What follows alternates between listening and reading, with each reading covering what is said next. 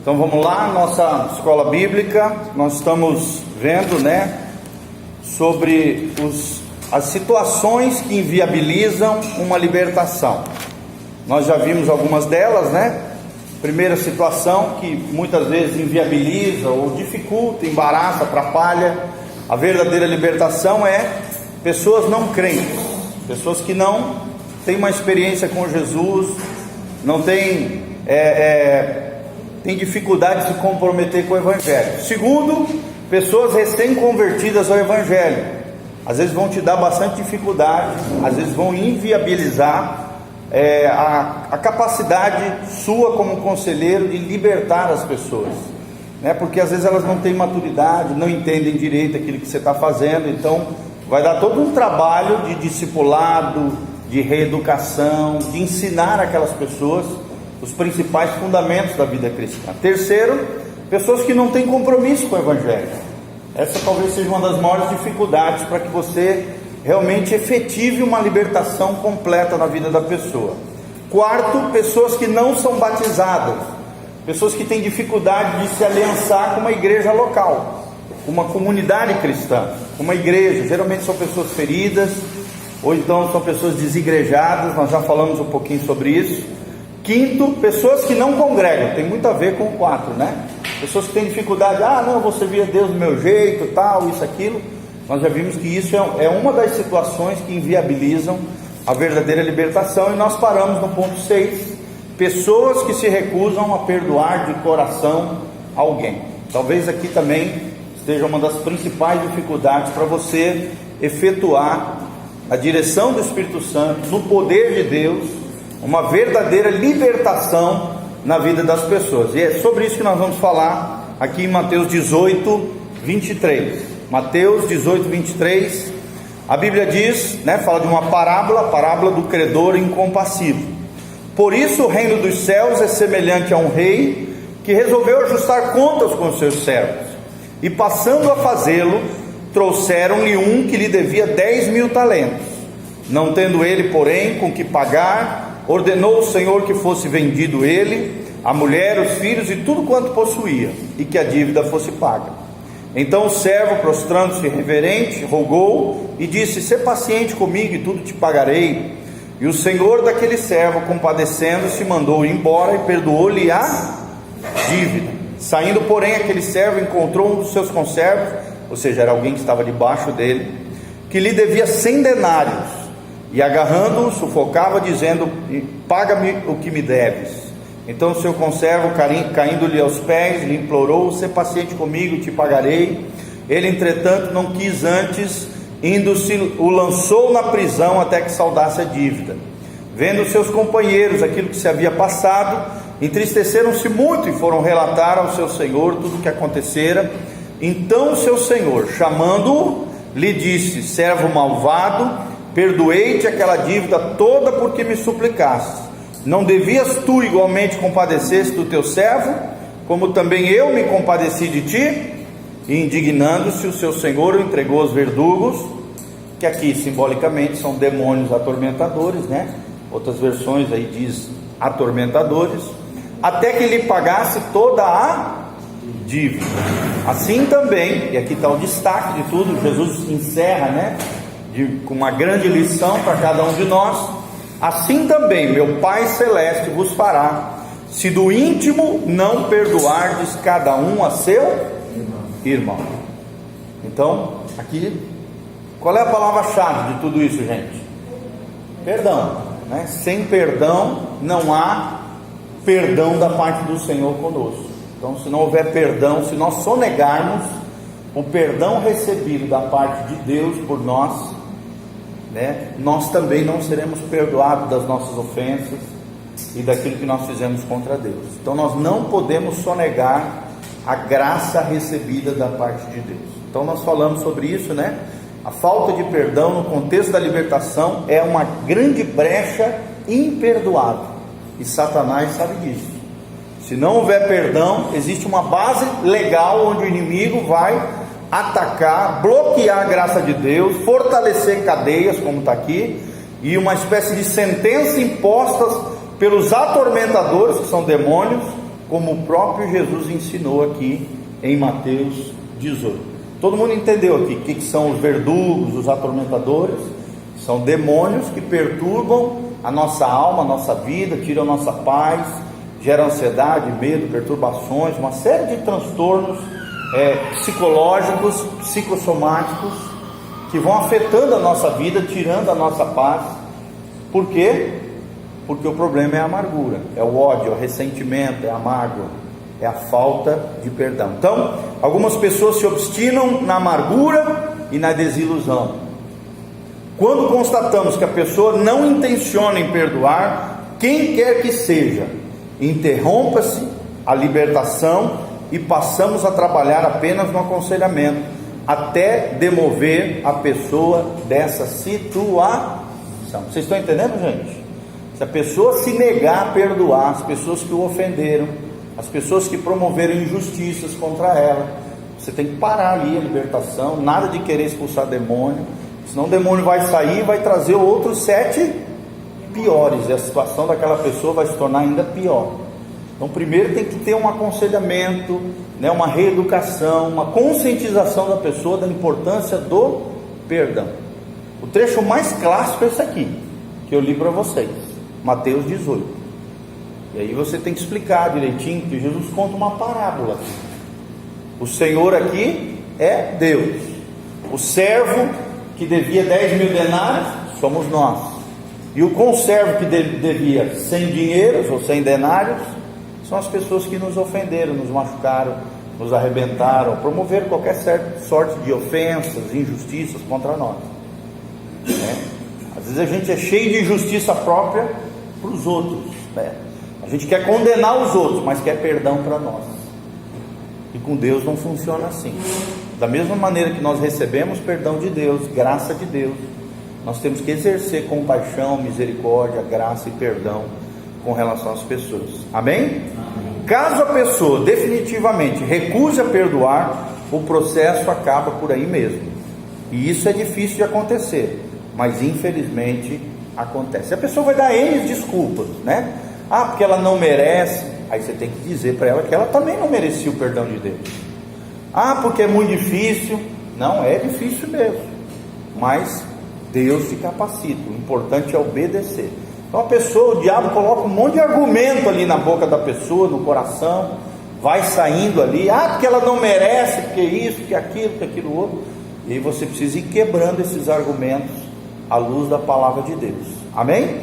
Mas se no final de tudo ela não aceitar o que você está falando, infelizmente você vai ter que parar por aí. Você vai ter que falar, gente, então infelizmente eu não posso te ajudar, eu vou orar por você. Quando você estiver quebrantada, disposta a fazer isso, aí a gente continua aqui o aconselhamento, a libertação na sua vida, porque senão não tem como. A mágoa, o ressentimento, a falta de perdão, o ódio, todas essas raízes de iniquidade, elas promovem legalidade, e muitas vezes a ferida da alma, como nós falamos na última aula, é o habitat dos demônios. Enquanto você está ferido e não se dispor a perdoar, e é muito interessante, gente, somente com perdão vem a cura na alma. Pode anotar aí, somente com perdão Deus processa a cura na alma. Somente com a liberação do perdão. E perdão que eu falo é genuíno, não é de boca para fora, é de verdade, é de coração, conforme nós lemos aqui em Mateus 18, se do íntimo do nosso coração, somente com o perdão Deus processa a cura na alma, e cicatriza a ferida que estava aberta. É claro que a alma, ela sofre o agravo, a ferida, e ela lateja, ela sofre aquela dor, aquele latejar da alma, e aí ela vai latejando, vai diminuindo esse latejamento da alma, essa dor, esse sofrimento, na medida em que o tempo vai passando, você vai se entregando ao Senhor, você vai vindo na igreja buscando o Senhor, você vai exercendo graça, amor, compaixão, Deus vai cicatrizando, curando e restaurando a sua vida. Amém? Da mesma maneira que no mundo natural, quando nós somos feridos, nós temos que ser lavados, tem que ser jogado ali os produtos corretos, os medicamentos corretos para que a sua ferida cicatrize de maneira natural. É de maneira natural, não é do dia para a noite, né? Como também uma ferida não cicatriza de uma noite para amanhã, não existe isso. É um processo, é um tempo, existe um timing de cura, desse processo de cura na nossa alma e na nossa vida. Tá bom, tá bom. Quem foi que deixou? Eu tô Sandrinho. Tá bom, gente? Beleza? Entenderam? Todo mundo entendeu? Então nós vamos continuar aqui da onde nós paramos. Beleza? Na última aula. É estratégico começar a libertação pelas áreas de traumas. Traumas, então nós estamos na página 42, no último parágrafo da esquerda. Traumas, injustiças e abusos que a pessoa sofreu. O que é um trauma, gente? É uma pancada emocional que ela levou em algum momento da vida dela. Abusos é uma espécie de abuso, né? Abuso não é só sexual. Geralmente quando fala em abuso a gente já pensa logo no sexual, né? Existe abuso moral, abuso psicológico, abuso no sentido de violência física, violência psicológica, violência moral, né? Às vezes uma ofensa moral é pior do que uma ofensa física. Sim ou não? Então tudo isso é abuso. Injustiça é quando alguém foi lá e te ludibriou, te enganou, te lesou, te engodou, fez um mal contra você, uma prática direta do mal contra a sua vida. Isso é injustiça, tá? Então nós precisamos começar a libertação das pessoas dessa maneira, lidando com traumas, com injustiças e com abusos que a pessoa sofreu, ok? Muitas influências demoníacas que estão sustentando os mais terríveis quadros de perseguição e aflição interior estão sendo abrigadas e alimentadas pelo ressentimento. O que é a palavra ressentimento, gente? É um sentimento que se repete. Aí que tá, se você não perdoar, aquele sentimento ele vai se repetir dentro da tua alma, dentro do teu coração. É um ressentir, é um ressentimento, é um sentimento que não abandona você. Exatamente, constante. Por quê? Porque falta a liberação do perdão. Amargura, mesma coisa, né? Amargura, ódio já é aquela raiva direta, aquele ódio, né, contra a pessoa. Indiferença é matar a pessoa no coração, gente. Tem um pensador que diz que o oposto do amor não é o ódio, é a indiferença. Porque pior que o ódio é a indiferença, gente. Sim ou não? A indiferença é quando você mata o outro no coração e não está nem aí para o outro. Se ele morrer, sofrer, padecer, não está nem aí para ele. Então a indiferença ela é mais profunda ainda do que o ódio. E, gente, é uma das marcas da nossa geração. Sim ou não? Pessoas são indiferentes com o sofrimento alheio, com o seu cônjuge, né? Com seus filhos, os filhos com relação aos pais, os parentes às vezes próximos, está nem aí.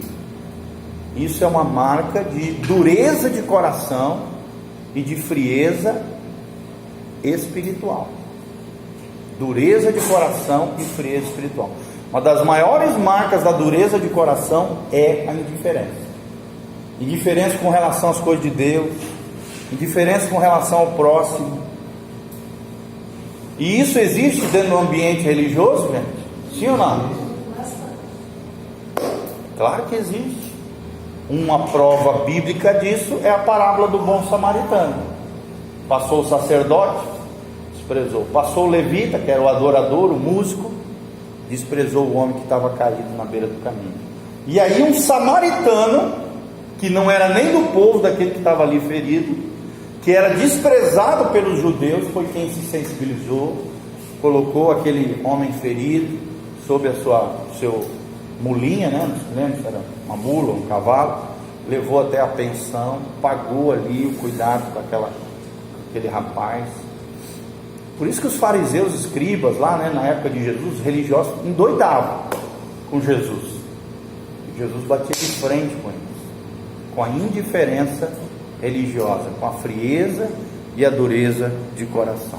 Todo mundo está entendendo, gente?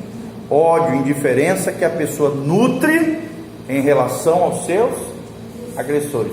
E geralmente ela vai soltar isso, gente, no meio da conversa. Eu queria que ele morresse.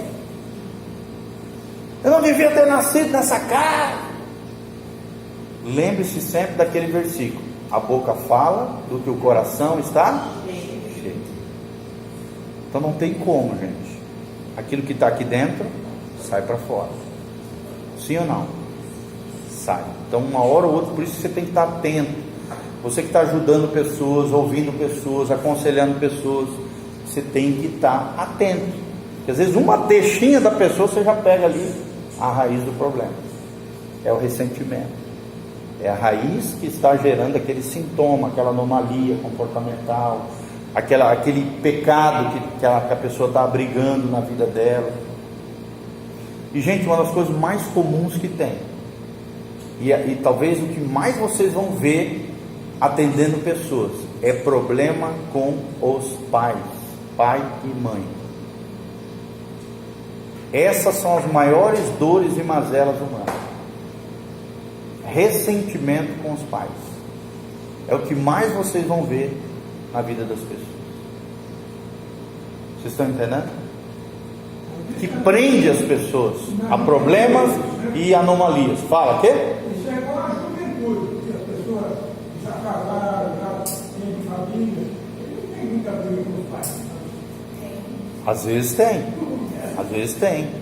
Nós temos que entender, gente, que às vezes as feridas da alma ficam lá dentro e elas ficam camufladas. E no nosso ambiente da igreja, são camufladas com religiosidade, com ativismo na igreja, sentimento de competição, com orgulho enrustido. Não, eu vou provar que eu estou certo e tal.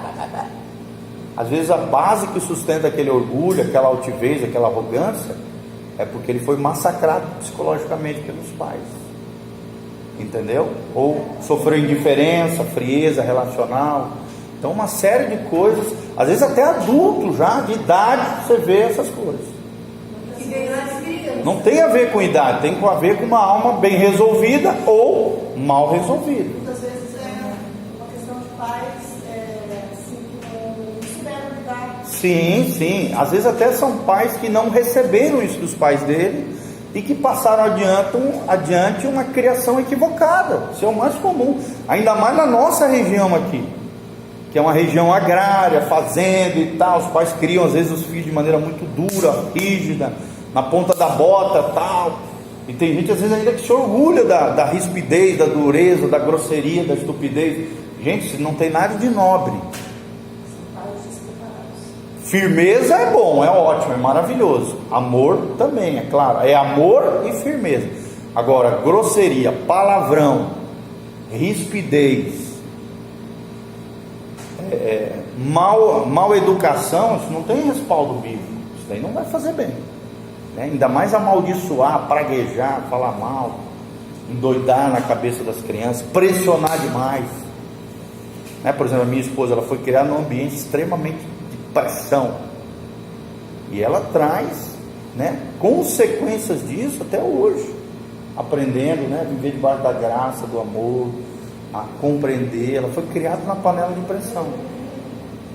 Isso gerou uma série de inseguranças, medos, uma série de coisas na alminha dela, e que ao longo dos anos a gente foi, né, nós, Deus, outras pessoas ministrando a vida dela, foram ajudando ela a entender que ela tem valor em Deus, que não é o que ela faz que faz a diferença, que o que faz a diferença é o amor que Deus tem por ela, que ela é amada e tal, papapá, entenderam? Então assim, tudo isso repercute na vida das pessoas, mas é interessante a gente entender tudo isso, ok? Vamos lá, 7, ou seja, no 6º ponto, é necessário o quê? Perdão. Se não houver perdão, não se processa com eficácia a verdadeira libertação das pessoas. 7, pessoas amasiadas ou que namoram em julgo desigual. tá? Toda situação que sustenta um pecado vigente contra a aliança inviabiliza a libertação. Isso aqui é muito comum também, até no ambiente da igreja. Tem muitas pessoas que vêm amaziadas, amigadas, namoro errado, julgo desigual, e aí sofre uma série de problemas ali com relação a isso. Deus não tem compromisso com os descomprometidos e levianos, gente. Sublinhe isso aí. Olha só, Deus não tem compromisso com os descomprometidos e levianos. Ele é um Deus de aliança. Então é necessário. Tudo bem, a pessoa está chegando no reino de Deus, Deus dá ali um tempinho de graça, mas tem que se ajustar a esse fato na vida da pessoa. Às vezes ela não recebeu essa informação, esse conhecimento antes. É claro que na consciência dela ela já sabe que está equivocada, que precisa consertar, precisa ter aliança, que o certo é casar. Mas assim, precisa ser consertada essa situação. Não pode ficar anos dentro da igreja perdurando nessa situação. É isso que está falando aqui. Porque senão parece que você não tem compromisso com a palavra de Deus, é um descomprometido, é um leviano. O que é um leviano? É alguém que trata as coisas de Deus de maneira banal, superficial, de qualquer jeito, não está nem aí, insensível à voz de Deus, à consciência, ao Espírito Santo. Então Deus é um Deus de aliança. Vamos falar junto? Deus é um Deus de aliança. Deus leva a sério a aliança, gente? Sim ou não? Sim. É claro que leva. Aliança entre duas pessoas, né? Aliança do casamento, aliança da amizade, Deus leva a sério. A nova aliança, que é o sangue de Jesus, nós com Ele, aliança nossa com Deus. Então Deus leva a sério essa questão da aliança. O próprio conceito de maldição está embutido na quebra de aliança. Olha só, a quebra de uma aliança atrai o que na vida da pessoa? Maldição, porque está embutido no conceito de aliança. Não existe como crucificar a maldição de uma pessoa que permanece numa situação de maldição. Quer dizer, se a pessoa continua desobedecendo a Deus, não se arrependendo, não consertando aquilo que está errado, gente, não adianta fazer 100 orações, não sei quantos clamores, quantos jejum, não vai alterar em nada, porque ela está debaixo da quebra da lei que dá sustentação a uma maldição. O que é a maldição? É o mal em ação. Por causa do que? Da quebra da lei de... Só tem um jeito de consertar isso: se arrependendo, confessando o pecado e consertando a vida com relação à lei de Deus. Tem gente que chora no altar.